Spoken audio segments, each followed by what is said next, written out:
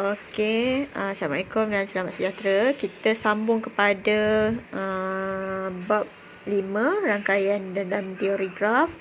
Yang ini berkaitan dengan subgraf. Okey, kita bacakan. Ini rujuk pada buku teks masing-masing ya.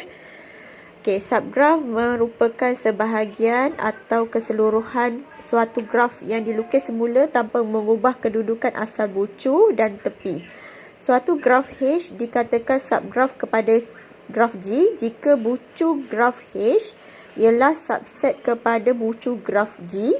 Okey, ini subset. Ini bucu vertex graf H subset kepada vertex graf G. Okey, tepi-tepi graf H ialah subset kepada tepi graf G, iaitu tepi H graf H subset kepada graf G. Pasangan bucu setiap tepi graf H ialah sama dengan tepi graf G. Apalah yang banyak-banyak sangat ni. Okey, secara ringkas ni, suatu bucu dalam graf G ialah subgraf pada graf G. Tepi graf G, suatu tepi graf G bersama bucu-bucu yang dikaitkan ialah subgraf graf G. Setiap graf ialah subgraf kepada dirinya sendiri. Okey, nanti kita terangkan satu-satu daripada graf. Okey, kat sini ni subset simbol ni juga boleh subset. Subset selalu macam ni kat set, tapi dia ada macam ni tanda yang bawah ni. Okey, kita tengok satu contohnya. Tentukan sama ada rajah 1, 2, 3 dan 4 ni ialah subgraf bagi graf G. Okey, graf yang ni, graf G dia dah bagi yang ni. Okey, subgraf tu maksudnya macam kita pecah-pecahkan dia. Okey, yang ini untuk graf ni PS I5, dia subgraf tak? Ya, kerana pasangan bucu untuk I5 adalah sama. Nampak pasangan dia PS I5 sama. Okey, maksudnya I5, okey, I5 adalah subset kepada I1, I2, I3, I4, I5. Maksudnya I5 ni dia dah merangkumi untuk semua. Subset. Dia subset tu maksudnya termasuk dalam I1, I2, I3, I4. Okey, PS adalah subset kepada semua bucu-bucu ni lah. Okey, ni kan macam ni. Ini tadi yang dikata ni lah bucu-bucu H adalah subset kepada bucu G. Ni bucu-bucu. Bucu-bucu dia adalah subset kepada ni. Ni bucu. PQRS ni bucu. Ni bucu. PS adalah subset kepada PQRS. I5 ni tepi-tepi adalah subset kepada tepi-tepi untuk I5. I5 ni adalah subset kepada I1, I2, I3 ni semua tepi dia. Okey. Untuk yang rajah yang kedua, tengok ni I5, I2, I1. Okey, tidak kerana dia maksudnya dia bukan subgraf. Kerana apa? Kerana kedudukan gelung I2 bukan pada bucu Q. I2 bukan pada bucu Q. Nampak dia dah berlainan. So, kalau macam tadi, kan ini dia sama je. Kalau I5, maksudnya dia tak efek yang lain. Dia adalah subset kepada semua. Kalau macam ni, nampak ini asalnya kat sini adalah Q. Bukannya dia punya gelung dia dekat Q. So, dia dekat P, maksudnya dia bukan subgraf. Kerana I2 bukan pada bucu Q yang asal. Okey, yang rajah yang ketiga. Rajah ketiga apa? Rajah yang ketiga, tengok rajah yang ketiga ni. Okey, ni PS I3. Nampak dia punya ni dah lain. PS dengan QR lain. Sebab QR ni dia tak ada PS ni dekat P ni tak ada gelung. Dia gelung ni dekat Q sahaja. So, ini adalah bukan subgraf sebab dia dah tukar tepi dia.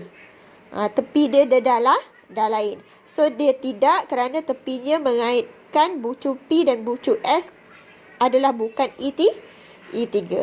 Okey, untuk rajah 4. Nampak ni dia walaupun Q dia ni betul, Q dia I2, tapi yang ini dia salah. I3 dengan I5 ni lain sebab dia satu gelung, satu tak ada gelung. Okey, rajah yang keempat. Rajah keempat awak cek betul-betul ni betul. Okey, ni I1 betul, ni I4 betul, ni I2 dengan I3 salah. I2 dengan I3 salah sebab apa? Dia punya gelung dia lah lain. Gelung dia dah tukar dah. Dia tukar kedudukan tidak kerana tepi gelung yang mengaitkan bucu Q dan bucu R adalah salah. Maksudnya pasangan dia dengan graf asal ni salah. So subgraf dia yang ini adalah bukan subgraf. Yang subgraf yang betul-betul dia sama. Subgraf ni macam dia pecah-pecahkan saja. Okey, apakah yang anda tentang ni untuk pokok pula. Pokok macam pokok biasa tu, nanti dia akan ada pecahan-pecahan dia. Pokok ialah subgraf pada graf tersebut dengan ciri-ciri berikut. Graf mudah tanpa gelong atau berbilang tepi. Ingat balik graf mudah tu macam mana? Dia tak ada gelong, dia graf mudah biasa sahaja. Okey, semua bucu berkait dan setiap bucu dikaitkan oleh satu tepi sahaja. Bilangan tepi, bilangan bucu 1, bilangan bucu, bilangan tepi. Okey, ni ada formula dia. Okey. Okey, ni tak ada apa-apa. Okey. Carta salah sila keluarga ialah contoh graf pokok. Carta organisasi tu kan. Okey, kita tengok graf pokok. Okey, ni adalah graf pokok kerana apa? Kita tengok syarat dia tadi, dia adalah bucu dia berkait. Okey, kemudian setiap pasangan bucu dikaitkan oleh satu tepi sahaja. Okey, satu tepi sahaja. Tidak ada gelong. Okey, tak ada gelong. Bucu dia adalah 5. 1, 2, 3, 4, 5. Tepi dia adalah 4. Tu yang dia pakai formula tadi ni. Okey, kalau bucu dia ada 5. So, 5 tolak dengan 4 akan dapat 5 tolak 1 akan dapat 4. Bucu tepi dia akan kurang 1. Bilangan tepi. Bucu 5, kalau kat sini 8, kat sini dia jadi 7. Okey, raja 2 ini adalah bukan pokok kerana bucu B dengan bucu E adalah dikaitkan dengan dua cara. B dengan E. So, dia ada dua bilangan tepi. Dua tepi ni. So, dia bukan B pergi E, B pergi C, C pergi D, D pergi. Maksudnya, untuk B pergi E ada satu cara. 1, 2, 3. Sini dia dah ada dua jalan. Bila dia dah ada dua jalan, dia bukan adalah graf pokok. Graf pokok dia satu jalan je, satu tepi. Satu tepi je lah. Okey, yang ni dia cakap ni apa? Bukan pokok. Sebab apa? Dia dah berkait macam ni. Dia ada ni macam P pergi Q, boleh je P pergi U pergi T, T pergi Q kan. So dia ada dua jalan. So dia bukan berikan justifikasi. Setiap pasangan bucu dikaitkan dengan pelbagai cara. Nampak? Pelbagai cara. Yang ini adalah pokok. Yang ini nanti dia akan kurang 1 tau. Kalau bucu dia 6, tepi dia akan jadi 5. Ini pokok. Ini bucu dia 6, tepi dia 5. Dengan satu tepi sahaja. Sebab tu dia jadi nama pokok. Yang ini pokok ke tak?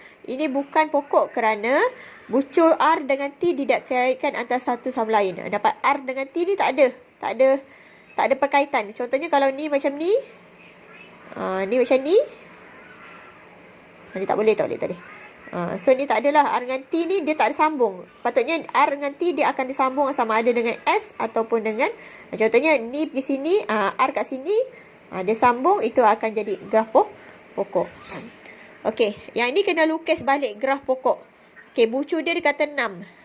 Maksudnya kalau bucu dia 6, tepi dia ada 5. Awak kena buatlah bucu dia 6.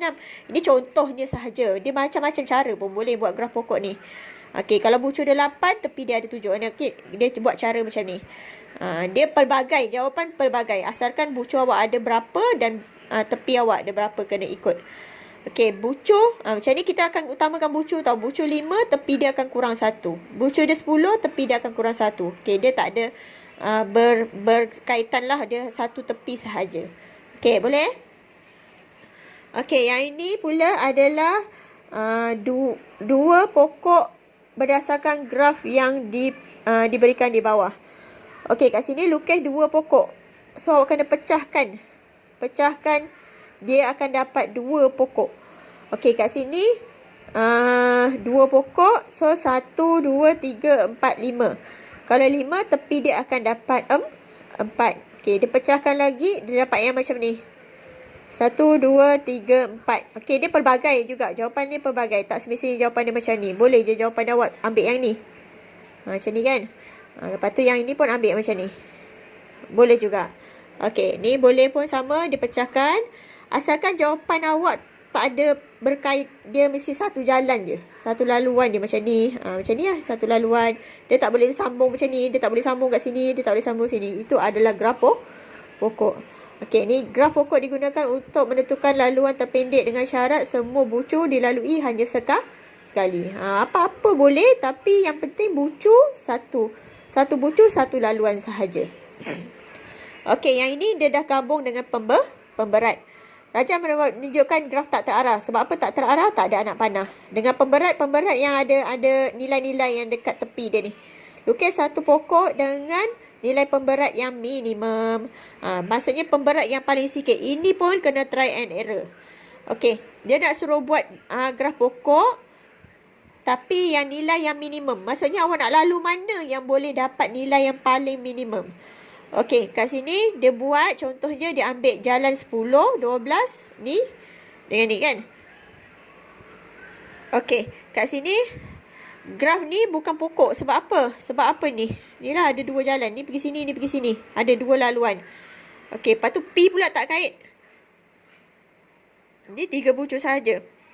So ni tak boleh. Kita reject yang ni. Okey, dia buat yang lain pula. Kita buat yang ini. Okey, yang ini dia buat pemberat dia adalah 10, 12, ini. Semua berkait tak? Okey, ni semua berkait tapi jumlah pemberat dia adalah 55. Kita kena cuba lagi satu. Tak semestinya jawapan dia macam ni. Mungkin ada lagi. Kalau contohnya awak boleh buat yang lain. Contohnya macam ni. Ini. Ada lagi tak cara lain? Tak boleh. Memang inilah.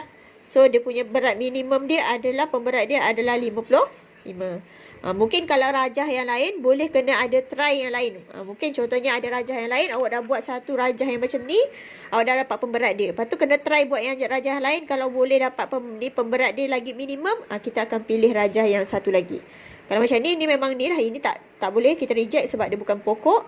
Okey, ni kita akan pilih sebab dia pokok dengan pemberat minimum dia adalah 55. Tambahkan dia punya pemberat semua. Okey, ini sahaja untuk dalam subgraf dan graf pokok. Nanti tolong buat latihan ni 5.1C. Dan nanti cikgu akan tambah untuk soalan dalam buku tuition. Boleh? Okey, nanti ada beberapa lagi. Panjang lagi tak? Panjang pula bab ni. Okey, itu sajalah untuk panas-panas untuk minggu ni. Baru nak start enjin untuk minggu ni lepas cuti. Okey, nanti tolong buat ya. Okey.